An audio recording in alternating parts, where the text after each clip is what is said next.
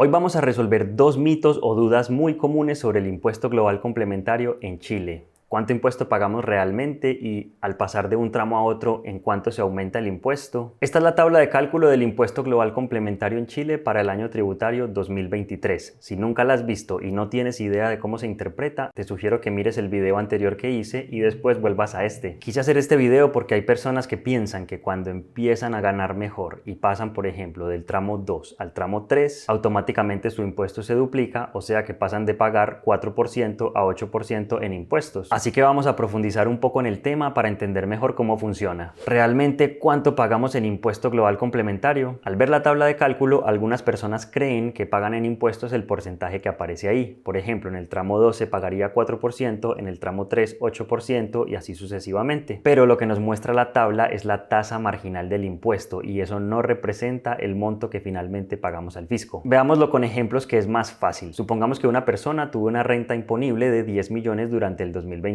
¿Cuánto debe pagar en impuesto global complementario y cuánto representa eso como porcentaje de su renta? Debido a la renta imponible, esta persona estaría ubicada en el tramo 2. Si calculamos el impuesto a pagar, nos da 3.703 pesos y si dividimos ese impuesto entre el total de la renta imponible, vemos que el impuesto que está pagando realmente solo representa 0.037 de la renta imponible y no el 4% que normalmente piensan las personas. Veamos otros dos ejemplos que hicimos en el video anterior. Una persona con boletas de honorarios por 24 millones tuvo que pagar 275.703 en impuestos y si nuevamente hacemos la división vemos que los impuestos pagados representan un 1.64% del total de la renta imponible y no el 4% que dice el factor. El último ejemplo que hicimos era una persona que durante el 2022 tuvo boletas de honorarios por 60 millones más 6 millones de ingresos por arriendo de un departamento y 2 millones más por otras inversiones. Habíamos hecho el cálculo y vimos que su impuesto a pagar era de 4.932.632. Haciendo la división vemos que está pagando un 8.65% del total de su renta imponible y no el 23% que dice el factor. Bueno, creo que ya entiendes para dónde voy con eso, ¿no? Entonces, para resolver la primera pregunta, ¿cuánto pagamos realmente en impuesto global complementario? La respuesta es que depende de cuánto sea la renta imponible, pero lo importante es que entiendas que el factor es solo una tasa marginal que ayuda a hacer los cálculos, pero no muestra el porcentaje real o efectivo del impuesto que finalmente vamos a pagar. De hecho, mira esta tabla que hice. Para cada tramo calculé cuánto es el impuesto que debo pagar si estoy en el límite inferior o superior y cuánto sería la tasa efectiva de impuesto, que es lo mismo que ya hicimos de dividir el impuesto que voy a pagar sobre el total de la renta imponible. Por ejemplo, en tramo 1, sin importar cuánto ganemos, no se paga nada en impuestos, así que el impuesto efectivo es 0. Tramo 2, si estamos en el límite inferior, o sea, renta imponible de 9.907.000 y tanto, pagamos 0 en impuesto, pero si estamos en el límite superior, o sea, renta de 22.016.000, pagaríamos 484.363 en impuestos. Y eso equivale a un 2.2% de impuesto efectivo, o sea que realmente le estaría dando un 2.2% de mi renta imponible al fisco. Y bueno, con los otros tramos sería lo mismo. En el tramo 3 la tasa efectiva de impuestos sería un mínimo de 2.2% y un máximo de 4.52% y así sucesivamente, hasta llegar al octavo tramo que empieza en 27.48% y a medida que la renta imponible tiende hacia el infinito, el impuesto efectivo va a acercarse al 40%. Entonces recuerda este concepto que considero es muy importante. La tasa efectiva de impuesto es qué porcentaje de mis rentas realmente le tengo que pagar al fisco como impuesto. Ok, y acá viene la segunda pregunta. ¿Qué sucede cuando paso de un tramo al otro? En la parte más alta del tramo 2 pago 2.2% de impuesto efectivo, pero si paso a la parte más baja del tramo 3, igual estaría pagando 2.2%. O sea, el impuesto no se duplicó como piensan algunas personas.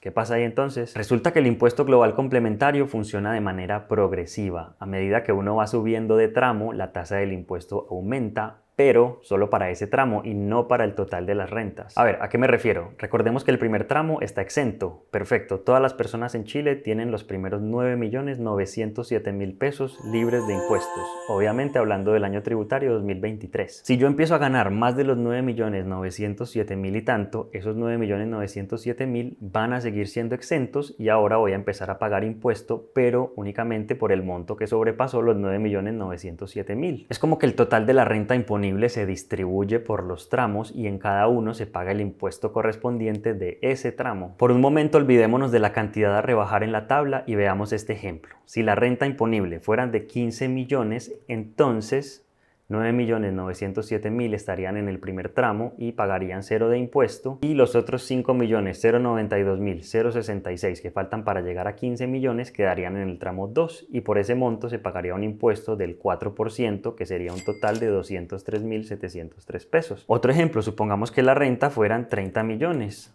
Bueno, pasa lo mismo. Si distribuimos ese dinero por los tramos, vemos que el primer tramo exento se llenó, el segundo tramo también, el cual iría desde 9.907.000 hasta 22.016.000, por lo que el monto total de ese tramo serían 12.109.086, y por ese monto pagaría un 4% de impuestos, que serían 484.363 pesos. Nos quedarían faltando 7.983.480 para completar los 30 millones de la renta imponible, así que este monto automáticamente quedaría en el tramo 3 y pagaría un 8% de impuesto, que correspondería a 638.678. Ahí está la razón de por qué el impuesto es progresivo y por qué no varía tan drásticamente el impuesto al cambiar de tramo. De hecho, tengo entendido que esto que les acabo de mostrar era la forma en que antes se calculaba el impuesto, pero era más engorroso porque toca calcular el impuesto correspondiente de cada tramo y al final sumarlo todo. Así que lo que se hizo en su momento fue modificar la tabla y añadir la cantidad a rebajar para poder llegar a la respuesta con una simple operación matemática, que me parece mucho más inteligente. Hagamos la prueba. Si volvemos a la tabla de cálculo actual y queremos calcular el impuesto de 30 millones, multiplicamos ese monto por el factor de 0.08 y descontamos la cantidad a rebajar.